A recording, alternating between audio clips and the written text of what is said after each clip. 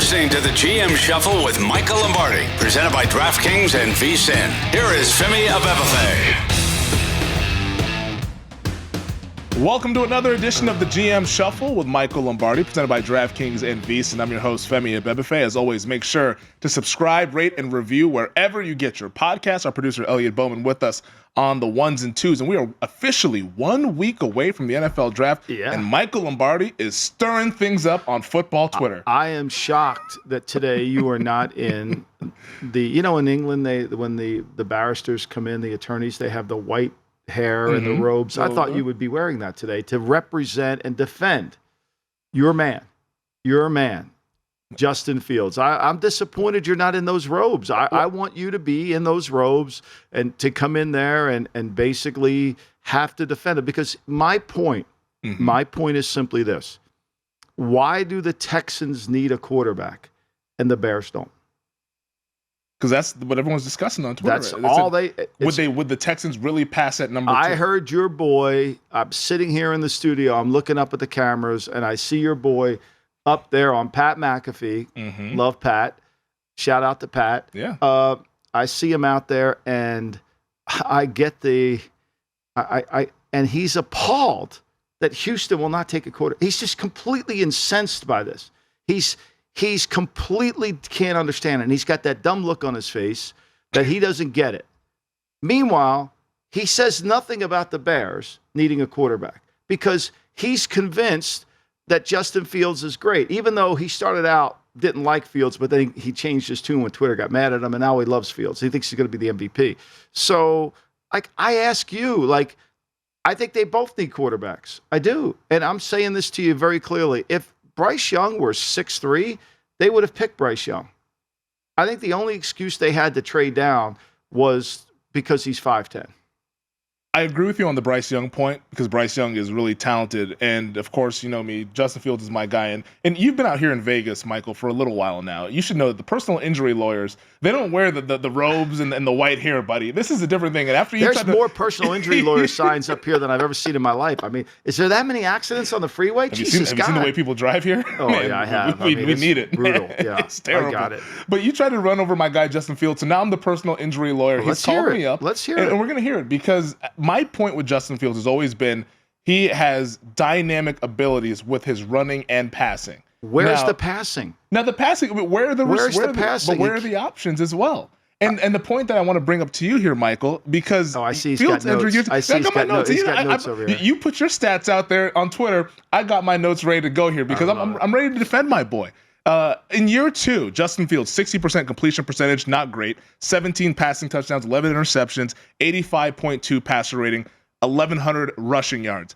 Compare that to year 2 of our boy Jalen Hurts. 61% completion for Hurts in year 2, 16 TDs, 9 interceptions, 87.2 passer rating. So just a little bit better than what Fields did, 784 rushing yards. And how many wins did the Eagles have that year? The Eagles, they had 9 wins or so? 9 wins went to the playoffs. They went to the playoffs. But they won. But that was also Howie Roseman's roster construction versus the Ryan Pace roster construction. No. It's timeout. TV timeout here. You can say the Bears roster was as good as the Eagles? No, I'm not saying that at all. I'm saying that Fields didn't try. I mean, Hurts wasn't going to lose games for him. But this guy, you put the ball on the ground 28 times in 2 years with fumbles. Whether you get the fumble back or not, that's dangerous. Yep. Right? I agree. Turn it over. You take 91 sacks. You didn't include the sacks in there in the comparison. You kind of ignored that, which is no problem. I mean, it's no big deal. Get a sack, -7 yards every time he gets sacked. Who cares? Go ahead. I don't mind it. Oh, sure. Take a sack, Justin. Please feel free. Even though we know when a quarterback gets sacked, the chance of scoring a touchdown or getting points on the drive grow dramatically down. But why not take a sack? I don't mind it. I'm sure Dan doesn't mind a sack. He enjoys it. He runs out of the back of the end zone as well as anybody. Why not take a sack? Justin, take more sacks, please. Take more sacks. I love the sacks. Okay. Fumble. Justin fumble too. Go ahead. No problem. It's not a problem. It's not going to affect our winning. Go ahead, fumble. It's okay. It's fine. You'll be the starter tomorrow. I mean, what the fuck? The stat that you so kindly left off, QBR, quarterback rating. You think that matters? Have you gone into QBR after a game and looked at those QBR ratings and said, what the fuck? That guy was terrible yesterday. Your boy Tua is always up there in the QBR. It's a joke. And his 60% completion, take the bubble screens out of that fucking thing. Take the bubble screens out of that. take some of the. I haven't done that yet. I haven't broken down. You haven't taken the bubble screens out? Well, I haven't broken down where he completes passes. I mean, like, look, all I'm saying is why does one team desperately have to draft a quarterback and the other team is fine? They're fine. They're perfect. Even though he's got 91 sacks and he gives up 7 yards every time, that's okay. We don't mind. Even though he's fumbled all the time, even though he throws interceptions, that's no problem. We love him because he has wow plays. Two things why this happens. He has these wow plays that lures you in, gets you pulled in. You know, you're like Dynamic Sylvia. Players make wow plays. You're like Mike. You're like Michael Corleone. You get pulled in there, right? and then I agree. And what I'm saying to you is you got to dismiss the wow plays. The wow plays don't go towards winning. And you say, well, the Bears roster sucks. Okay. Is that wrong? It's not wrong. But Lamar Jackson takes over the Baltimore Ravens, who supposedly Lamar can't throw, and Lamar can't stay healthy, right? Lamar gets criticized for all the things Fields okay on, even though Lamar doesn't get sacked 91 times. Lamar doesn't fumble, right? Lamar can't stay healthy. Fields can't stay healthy either, by the way. All right, so now Lamar takes over for Joe Flacco. They're 4-5, not a good team. And he wins 6 of the next 7 games. The only game he loses was Kansas City, and Tyreek Hill had to make an incredible play across the formation to win that game.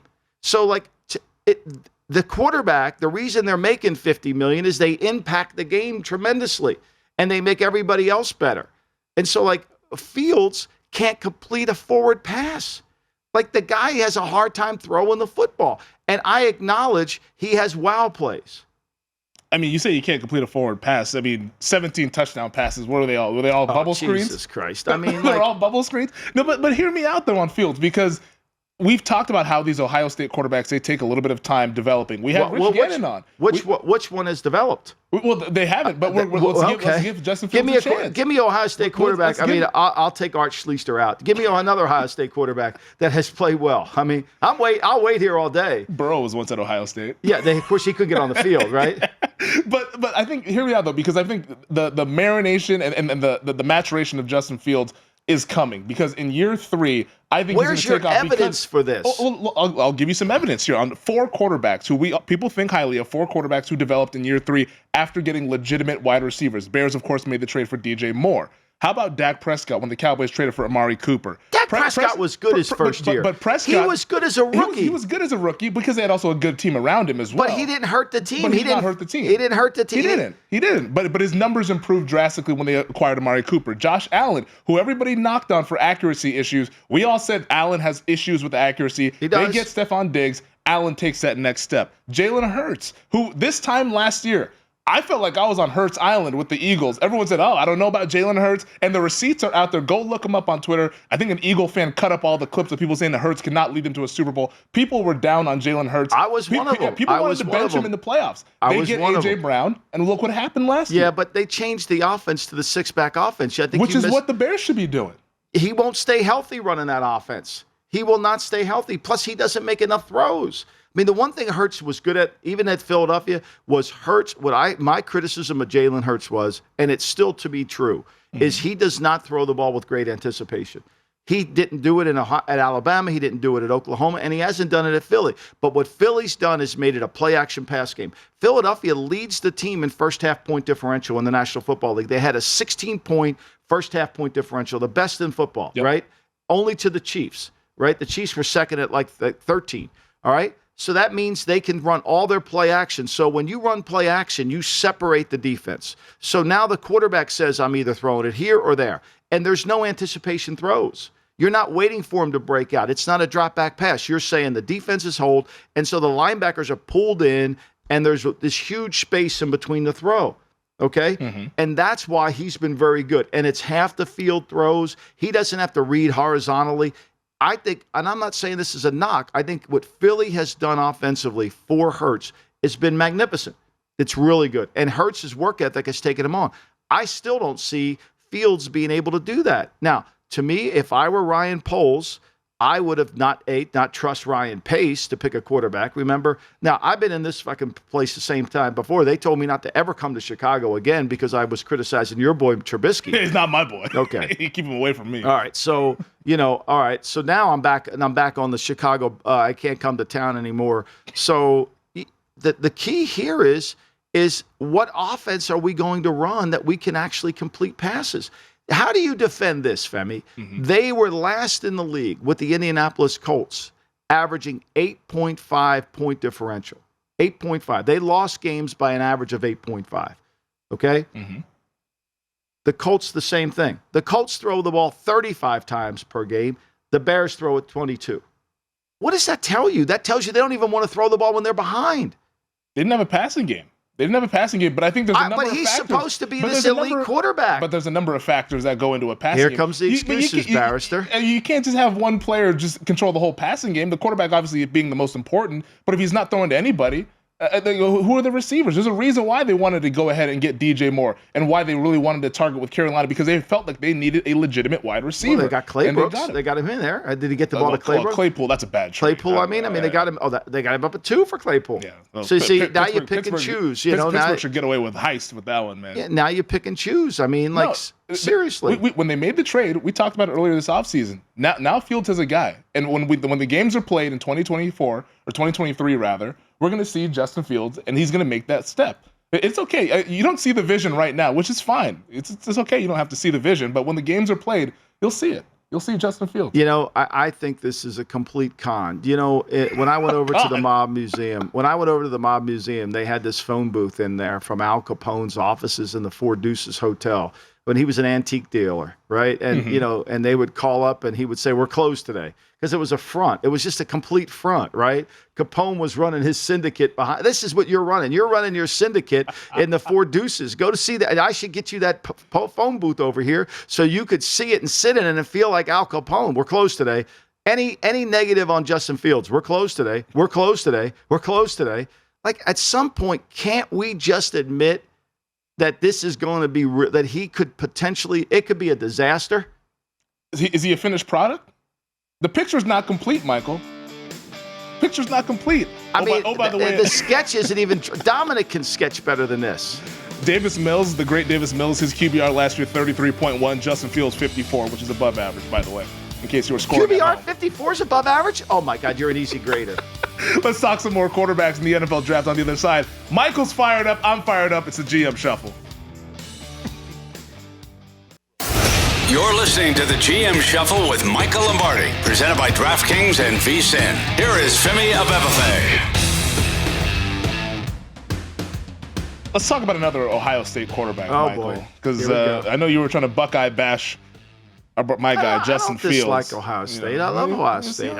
I'm still waiting for your answer on what quarterback has come out of there that has been great. I'm waiting. We'll see this season. The fall will be a beautiful time. As my guy Justin Fields is leading the Chicago Bears. But let's talk about a guy that's about to enter the NFL. That's CJ Stroud. He was thought of as the consensus number 2 quarterback coming into this class. He was thought of as a number 1. The odds are he was number 1. Well, that was after the Panthers trade. Then everybody assumed that Frank Reich was going to be go with the guy that was taller versus the shorter guy. Because they would know, right? Everybody knows. Everybody projects Frank Reich, and he's done it in the past, so he's going to do it in the future, I guess is the way it's supposed to work. Maybe not. But CJ Stroud right now, it appears, as somebody who's on the outside, I don't have the NFL context that you have, and I think a lot of fans who listen to the show and just people on Twitter, on the football Twitter, are thinking that it feels like there's this campaign to tank CJ Stroud's stock. What would you say to that response? I would say that's not accurate. I would say, like a lot of things, it was inaccurate for him to be up there where he was. I don't think players fall or rise. I think that's all media driven because the media's had him in the wrong place. I can still remember, we had my first, when Belichick's first year in Cleveland, I think the initial grades on the great Eric Turner from UCLA, where he would be a good third rounder. Well, that's not really, he ended up being the second pick overall in the draft. Like, that's not realistic, right? So once people that understand the league and get involved with the league and the decision makers get involved, then I think you see the players are placed in the right positions of the value. And I think ultimately it's not because they're rising, they were misplaced. And so CJ Stroud obviously has got a lot of things that people like about him. But I think in the last 2 weeks, as he takes visits and he gets into different buildings, and there's got to be a comfort level between the team and the player, right? It's a marriage, right? You got to feel like, okay, this guy can lead us. this is the perfect guy for us. And, and I think ultimately right now, if I were to call 4 or 5 of my friends in the league and say, where's Stroud going? The answer would be, I don't know. That's a great question. Wow. So we've gone from odds-on favorite to be number 1 overall to nobody knows where this guy might fall. Yeah, I mean, he's not going 2 unless somebody trades into Houston to get him. And I can't imagine Houston wants to trade away from that because I think there's a misconception about the first round, right? I think in this whole 5th-year option. So the first round is becoming a little bit more like the NBA first round in the sense that, you've got your lottery picks. Now in the NFL, those lottery picks could range from 1 to 11. I'm talking about the blue chip level of the draft, right? And then from the middle of the draft, it's really fundamentally need. But once you get to 17 and you start to go back to 18 to 32, from let's say 20 to 50, you can call them whatever you want to call them, but they're the same player, right? So you're picking whoever you pick at 20, the value at 50 might be exactly the same. You're getting a potential starter. You're getting somebody who could come in. You're probably not going to pick up the 5th-year option on that player because it's too damn expensive. So that bottom of the first round is really a second. You would rather have it be in the second round. And sometimes teams get stuck there. We have this media notion, well, we got to trade up to get the 5th year. Who's picking up the 5th year? So you have to adjust your draft board. You have to adjust your draft board so that you understand there's only 17 first rounders. That's why we see trades in the first round in the middle part of the round, because teams want to be able to get that one guy without paying. I'm paying the 20th pick price for a guy that really is valued at 45. Yeah. Follow me? Yeah. It's the same guy. They're both potential starters, right? They're not plug and play. They're potential starters. They could be really good players, but the 5th year is so expensive. Do I really want to take that on? No, I think that's a fair way to look at the draft. I think that's oftentimes, like you said, teams trying to move down and collect as many of those picks, especially in that top half of the second round, because oftentimes the difference in quality of player, it's not really there. No, so let's just say, starting at Detroit or somewhere, let's say there's a run of offensive linemen starting with the Raiders or the Falcons. You want to pick an offensive lineman. You're the Jets at 13. Well, you might decide, hey, look, I better get up there to get this lineman that I want, or else if I wait for him to come to me, that's when the trades start to happen. Or if you want Gonzalez the corner, I better get up to get him, right? Or whomever it is. And so that's where I think you have to be really understanding this. And so Stroud is the wild card because when you go through it, I don't think Seattle's taking a quarterback. I think they want to take a defensive lineman. I definitely think that. I think Houston wants to take a defensive lineman. And I think Tyree Wilson is, as you can see by the betting odds, he's shooting up the board because everybody loves the body. Everybody loves the athleticism. He's a legitimate NFL body player, wingspan. The problem is he's had the foot injury. And this one's the hard one to predict because you could talk to 4 teams and have 4 different medical grades on the guy. You could have one team pick him. They got him. Another team, we failed him.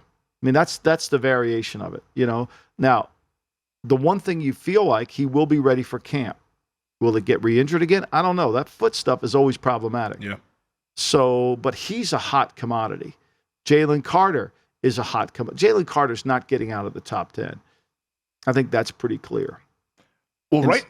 Oh, sorry. No. So to me, I think there's going to be the run on those defensive linemen early. And then the offensive linemen are going to kind of take over. Well, you referenced those betting odds for the second overall pick. Right now, the favorite is Will Anderson plus 150 at our show sponsor DraftKings. Second Levis, overall? For second overall, yeah. So yeah, I can't imagine the Colts have to trade up to 2. Now, maybe they want to do it to guarantee it. I just think the Colts are sitting there at 4 saying, look, there's every one of these guys have problems. We'll take the least amount of the problem. I mean, who's trading up to 2? Could the Colts have to trade up to 3, though? Why? Arizona's not going to pick a quarterback. Well, if somebody that's behind Indianapolis likes a quarterback. Who? Atlanta's not going to pick a quarterback. You think Tennessee? the Raiders, Tennessee? I don't think Tennessee's going to trade up to get a quarterback. I think that's a lot of media percent. Maybe they're going to, I think Tennessee's trying to get more draft capital than trying to give away draft capital.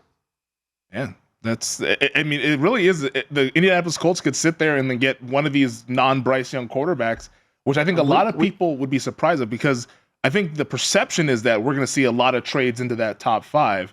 But you're saying that more so the trades might be coming outside the top 10, and maybe the top 5 ends up going as expected, where it's, hey, we have the Texans at 2, Cardinals at 3, Colts at 4, and then Seattle at 5. I mean, if you asked me today, a week before the draft, I would say it goes Bryce Young, it goes Wilson, it goes Will Anderson, and it goes and it goes Levis. I would say those are the 4. That would be 1, 2, 3, 4. That and that's just guessing. I mean, I'm not a mocker. I don't have that expertise, obviously. Well, Monday's podcast is Mock Draft Monday. So you better put your hat on. Put that mock hat on. Well, at least do the top 10. We don't have to do all 32, because I think that's ridiculous. Yeah. I mean, so that would be the 4 that I would say right now. Today, Thursday, week before the draft. But again, Wilson's medical. But I do think if you're DeMeco Ryans and you see Wilson and you say, wait a minute, that guy reminds me of Nick Bosa, why wouldn't you take him? Does he? Like, when you watch him on tape, do you see Nick Bosa? Because Bosa pops at Ohio State. I mean, that was like, okay, this is easy, pick him. This guy's got a lot of skill to him. He's not as productive as Bosa, there's no doubt. But there's a lot of skill there to him. He can drop. He's got range. He's long. He's a man. I mean, it's, there's a lot to like about him. So the medical's the only hiccup there. I think that's the only one. I mean, Jalen Carter should be the second pick overall in the draft. It just comes down to, how you're going to deal with the character. And that's always subjective, just like the medical. So at 5, based on what you said, the Seattle Seahawks, who you've talked about how they wanted to look for an edge rusher. They had him in for a visit. Tyree Wilson is a guy that they've been looking at. If both those guys are off the board and 2 of the quarterbacks, Young and Levis, are off the board, what the hell does Seattle do at 5? Like, do they try to trade down? Maybe they take Gonzalez, the corner from Oregon. You think Carroll will take a corner that I don't high? think so, but I don't think he would. But I think at some point you just have to take the best player. I'll tell you a guy that I've heard going through it. Bijan Robinson's going to be a top 10 pick. Okay. Because you say why? On all the analytical people will tell you that's stupid. You can't do that, and they would know. However, that being said, he's one of the cleanest players in the draft. Yeah. And he can impact the passing game from the slot. So, as I keep saying all the time, it's okay to, the analytics community says it's okay to pay Keenan Allen, but it's not okay to pay a receiver. Like, Eckler is more valuable to the Chargers than Keenan Allen. You would have to agree with that. Yeah.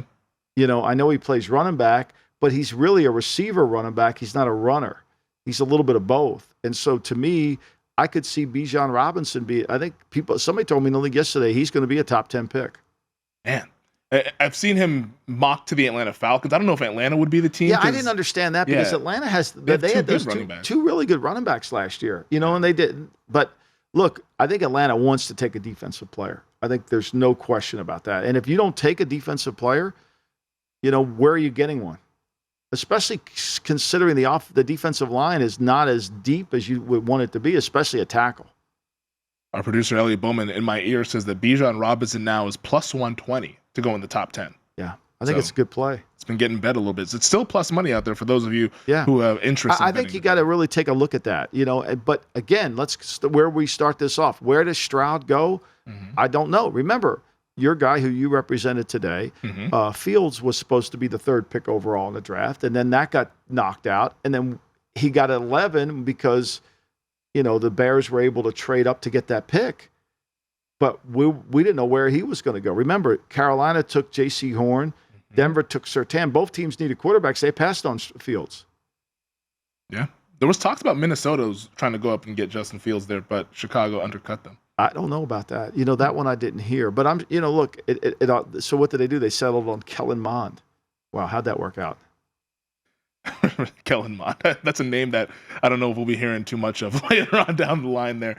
Sorry if any of his family members are listening. But Bijan, I think, in the top 10 is really interesting because I think if you pulled any NFL evaluator, they say this guy's a top 5 player in the draft. You got to take somebody clean. And the fact that he impacts the passing game is really a smart thing to do. Like, he's not just a running back. He's a weapon. All right. Well, if the trades are not going to go in the top 5, maybe they happen outside the top 10. I know a guy that we talked about a lot over the course of the NFL season, Trey Lance. Maybe we see another trade involving him on draft day. Many are asking. We'll discuss it and answer that question on the other side. This is the GM Shuffle.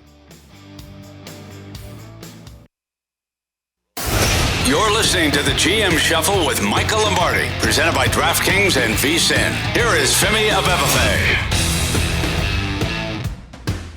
Let's talk more about these class of 2021 quarterbacks, Michael, because after our Justin Fields discussion, Davis Mills discussion, now let's talk about the mystery man of the class of 2021. That's Trey Lance. Only started 4 games for the San Francisco 49ers, and earlier this week, we saw NFL Network insider Ian Rappaport tweet this out. And this is, get ready to laugh, buddy. The tweet, sources, the 49ers have received inquiries from several teams looking into a potential trade for former number 3 pick quarterback Trey Lance. The conversations have been the result of San Francisco fielding the calls, not making them, with teams aware that Brock Purdy is likely the future star. I can only imagine there's zillions of people trying to trade for Trey Lance. They watched all the tape on. Oh, I'm sorry, there's no tape on Trey Lance. So, this is an advertisement. The only thing they didn't do in this tweet was put the 49er John Lynch's private number so you could call him. This is, you talk about those accident lawyers here in Las Vegas, their numbers on the billboard. This is a billboard without the phone number for Lynch. Who the fuck is trying to trade for Trey Lance? Why? What are you going to get for him? If I offered you a 3 for Trey Lance, you would be, he's yours. What are you doing? This is all propaganda. This is all bullshit. Nobody's trying to trade for Trey Lance. It's them trying to drum up business. That's all they're trying to do. They're trying to do it. They know it. They got Darnold in the building. They got Purdy coming off it's getting messy now.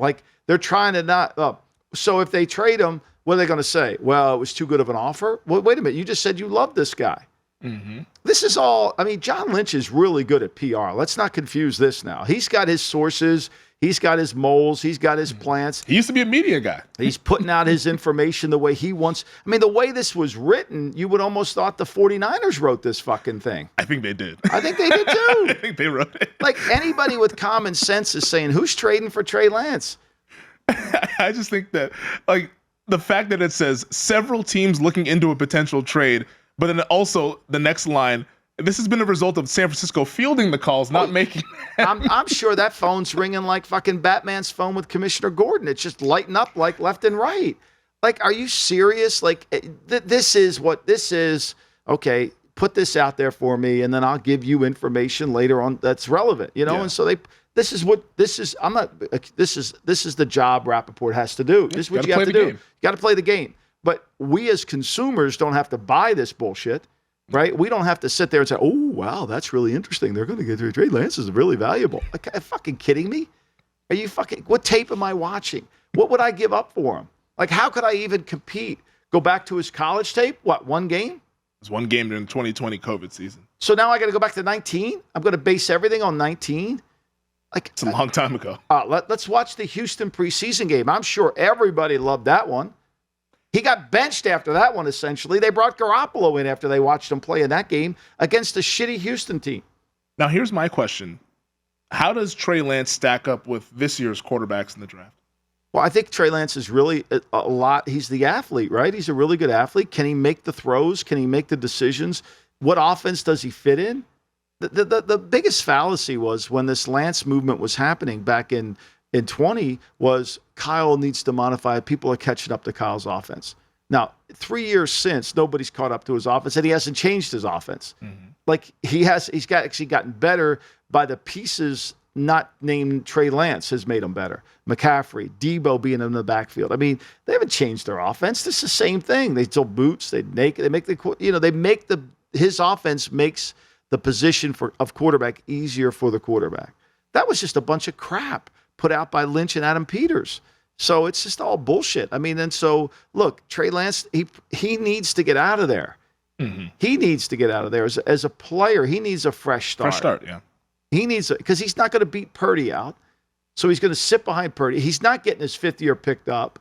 This is all, how do we get out of this bad situation? How do we manage this to save ourselves, at least to get away from it? One thing to give the Niners credit for, they've admitted they made the mistake. I don't know if Lynch has or Peters has, but I think organizationally Shanahan has, because they played Purdy. They've been very clear about Purdy. They signed Sam Darnold. If they felt so great about Lance, why would they sign Sam Darnold? Bingo. That was a dead giveaway. I think that was the giveaway right there when they signed Sam Darnold. Immediately. They didn't waste any time either. They signed Darnold immediately. Mm-hmm. And, and they signed him to a 1-year deal, which gives them basically he can go in and play while Purdy gets healthy. So they got 2 quarterbacks. They're not going to dress 3 quarterbacks. No. I mean, unless the league passes the rule where you should dress 3 quarterbacks. I don't know if they pass that or not. But, I mean, to me, I think it's just a classic manipulation of the media to try to tell teams we're interested. Look, why has not Rand Carthon been actively after him? He was in the building. He knows him. He knows him. Why is DeMeco Ryans not actively after him? Why? I mean, those are fair questions to ask. Mm-hmm. Do you think... Are we sure that they're not? They don't seem to have that interest. Here it is. We're fielding calls, but we're not trying to trade them. What does that mean? So, okay, this is okay for them. They're fielding calls, but they're not trying to trade them. But yet New England's trying to trade Mac Jones. Well, New England had Levis in for a visit, so, put 2 and 2 together. I would think you'd bring – look, I'm from the school of Al Davis. Bring every quarterback in for a visit, so if you got to play against them, you know them. I mean, don't you want to know what Levis is good and bad at doing? So if you play against him, you got to play him. Okay, we had him in. Here's what he's like. Here's what his temperament's like. Boom. I'm telling you, these guys that sit there and if you've ever been in the draft room with Al Davis and he starts asking you questions pointed, like there's no escape answer, like you either know or you don't.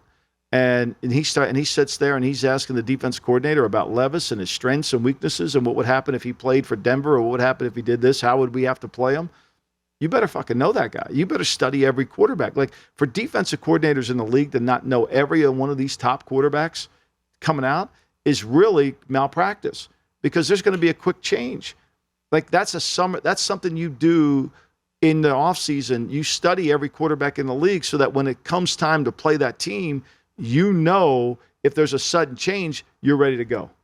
Well, I want to go back to Lance here because I think every player has a price in terms of trade compensation. What would you give it? Let's say you're a team that is in flux, let's say you're the Minnesota Vikings, who have Kirk Cousins right now. You've been kind of kicking the can on this deal here, but there's been rumors and whispers about them maybe looking for a quarterback or maybe even moving on to Kirk Cousins. We talked about that earlier this offseason. Would you give up a 4? I think it's got to be a 4 or 5, somewhere down there. I mean, but look, remember, they've got so much into it. This is a sunk cost fallacy, right? So they have so much into this guy. Mm-hmm. How do they sell this to the public that, they took a 4 for him? How do you do that? But remember, okay, let's just put this in perspective. Mm-hmm. Jalen Ramsey went for a 3, right? So how is Trey Lance more valuable than Jalen Ramsey? Now, the reason he went for a 3, nobody wanted to redo his contract. Yeah. I get that, but do you think anybody wants to pick up the 5th year of Lance's deal? That's where we're headed. That's where we're headed, right? So he's played 3 years. This will be his 3rd year. This will be his 3rd year. So he's not going to play this year. So he's going to enter year 4 having not played because he's not beating Purdy out. If Purdy's healthy, he's not going to beat Darnold out. If Darnold's there, he's going to play those 2 guys. So now he's in year 4. You're not going to pick up the 5th year because you don't know. As much as Peters and Lynch want to tell you how great he is, and they're good at campaigning, but I mean, let's just be common. I'm not picking on the kid. Let's just have common sense here. Mm-hmm. Where's this going? Well, that's my question is that do we see this happen before the draft or after the draft? Because the desperation in this is from the Niners, clearly, because they had that tweet released to the public. They want to move on. At the most specific time, it was targeted. I mean, this is truly, truly a target tweet to let people know to call us. So then do you think that they get a call from one of these teams that, let's say, strikes out at QB that says, oh, we didn't find a quarterback in the draft. Maybe let's kick the tires on Lance and give up an early day 3 pick. I think to me, if a team right now, if Minnesota picking down there where they are, they kind of have an idea about the quarterback market. And they know no one's going to make it down to them. But maybe they think, and even if they thought Richardson was going to make it to them down there in the 20s, which I'm not saying he is, I don't know. There's another guy. We have lost touch of him. Yeah, we haven't talked about him in a while. Nobody knows where he's going to go. Seattle? He went from the first. It doesn't sound like that at all. It doesn't sound like. I think maybe in the second, maybe if he were there in the bottom of the first. To me, he's a luxury item. You pick him, and you're not sure what you're getting. Again, you want somebody who you can be positively sure of what you're getting. That's why there's only 16, 17 guys in this draft that are really true first rounders. When you start picking in the 20s, you're not going to probably pick up the fifth-year option on a lot of these guys, and you're getting a potential starter. You're not getting a starter, even though we're going to call them first-round picks. I'm not putting on the wig or the robe for Trey Lance here, but I will say this. Only 4 games of data. There's got to be something there to where, all right, let's just bring him in. What would on you a low pay cost. for him? I think, honestly, I would give up the highest I'd give up is a third, I think. You'd pay the same price as Jalen Ramsey. To take a flyer on a quarterback? That's not a flyer. You're giving up a guy who's a potential starter. You're giving up a pick that you should get a potential starter for. I could get a potential starting quarterback, which is more valuable than a potential starting position I agree. player. All right, so lawyer, what tape would you like now I'm me putting to the rope on. What tape would you like me to go watch on Trey Lance to predict he's going to be a potential starter? Because I'm more than willing. I've got nothing but time on my hands. You want me to watch the Houston preseason game? I think there was a South Dakota State game. I think you want me to go back? I'll watch that. maybe, okay. Maybe that's what we'll watch. Like, why is Lance this valuable commodity, and his collegiate career wasn't very good? I mean, it was good, but and nobody's talking about that. But Lamar, nobody wants to talk about how good he was in college. I don't understand it. It's just like it's so random who gets loved and who doesn't get loved, who gets sponsorship and who doesn't get sponsorship. Trey Lance has sponsorship, because of Lynch and Adam Peters, their PR firm that they're running over there. And, we got like, who else is it? You got your boy Justin Fields, who you run the campaign there. And a lot of people do. Your boy Danny O, too. No, he runs I was it, too. first. I was first on that one. I just looked up on the board. I saw him up there talking about it. Danny O better back up. I was first. They run that campaign, but poor Lamar's got nobody defending his ass. Like, how do you get sponsorship and you don't? Have an agent. I mean, I'm his agent. I'll represent him. I'll tell him. I mean, to me, I'm sure you want that 10% of whatever he's going to. I'd do it for free. on Lance's point, though, he turns 23 in May. Oh, here he goes. Who would you rather have, Trey Lance or Hendon Hooker? Hooker. You take Hooker. Shit, yeah. At least I know I'm getting an accurate quarterback who can make plays, who can throw it. I'd rather wait on it. I'm getting a potential starter either way. I might as well take the one that has the better year. Scheme, though? I mean, I mean, how about that? You like that North Dakota State scheme? Did you like that? We're running power I. That's what we're doing with our QB, baby. 6-back offense. We'll talk some more NFL draft on the other side. It's the GM Shuffle.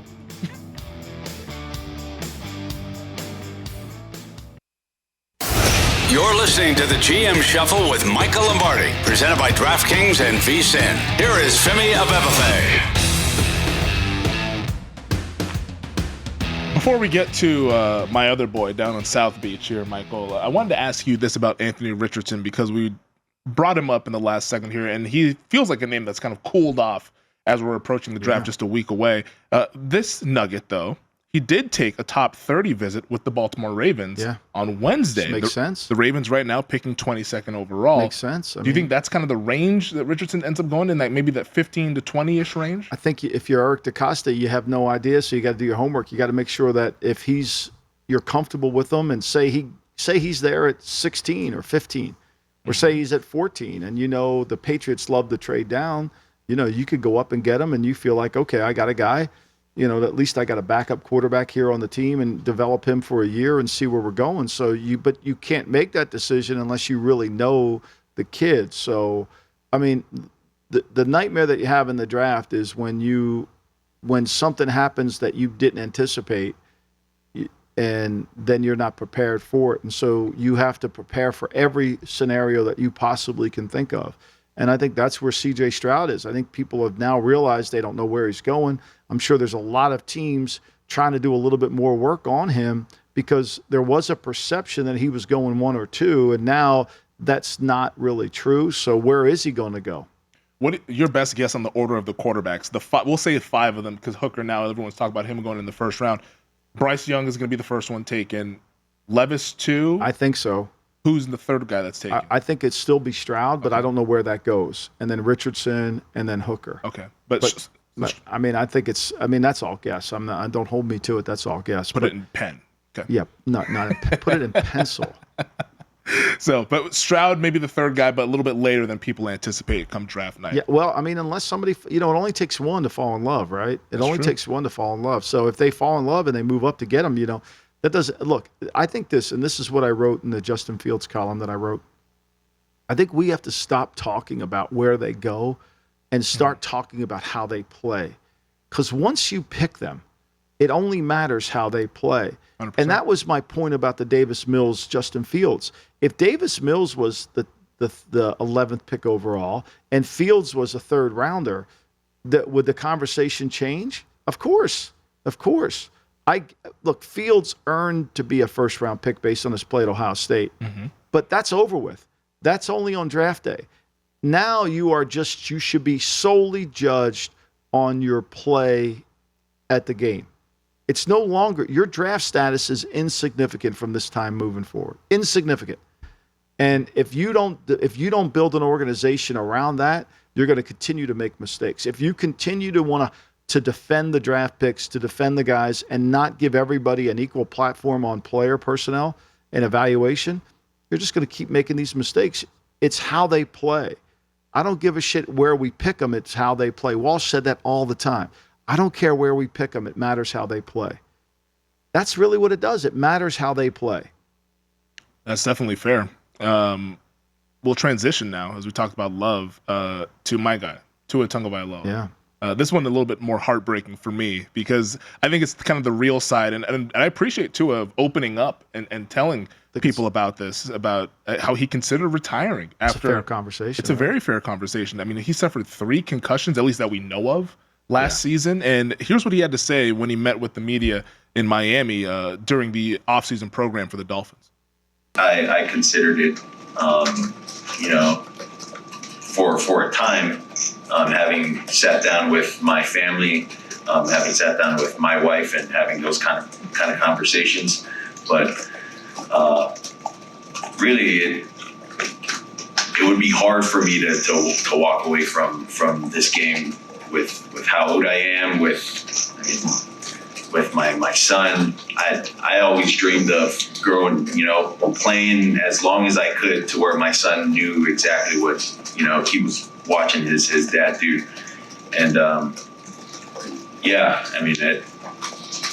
it's my health, it's my body, I feel like this is what's best for me and my family. So, I love the game of football. If I didn't, I would have quit a long time. It's honest what he's saying there, and how could you not have those discussions? If he were my son, I'd have it with him too. Look, if he were my son, I'm like, is this really going to be worth it? Because I unfortunately, I feel like one more concussion is going to push him over that line, and that's a dangerous place to be in football. And you want to enjoy your family, and you want to enjoy life after football, and this is something that could prevent that. And I think he's got to take that into consideration. And I think if you're the Miami Dolphins, you have to take it into consideration too. Yeah. Because, as much as you want the player to keep playing for you, you also want the player to stay healthy. And you want the player to have a quality of life beyond football, to teach his son, to be around his son.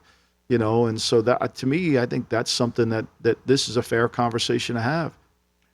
It's because all the head trauma studies that have been done and CTE and all that stuff, like it really does open your eyes to just how violent the game is and how these things like life after football should be considered. And I think now we're starting to see more players retire earlier than they did maybe we're seeing 15, 20 years ago. We are. So. And the violence of the game has, the protection of the players is better than in the 60s where they didn't really have great protection. They didn't have shoulder pads. They didn't have the great shoulder pad protection, the helmet protection that they're working on, the technology in that area. They were, but still it's challenging. And the medicine, as it improves and people can come back from ACLs, which they couldn't back in the day, that's all helpful. But the head injuries is something that, you got to take serious. And if you have a propensity to get concussions, you've got to be really worried about it. And I would be worried about it if I were Miami, and I'd be worried about it if I was Tua's dad. 100%. It's a bummer because I like to watch Tua play. He seems like he's a stand-up individual, a great kid. I think character on Tua is outstanding. I don't think there's anything, and to me, that's not the issue. The issue is, can he stay healthy?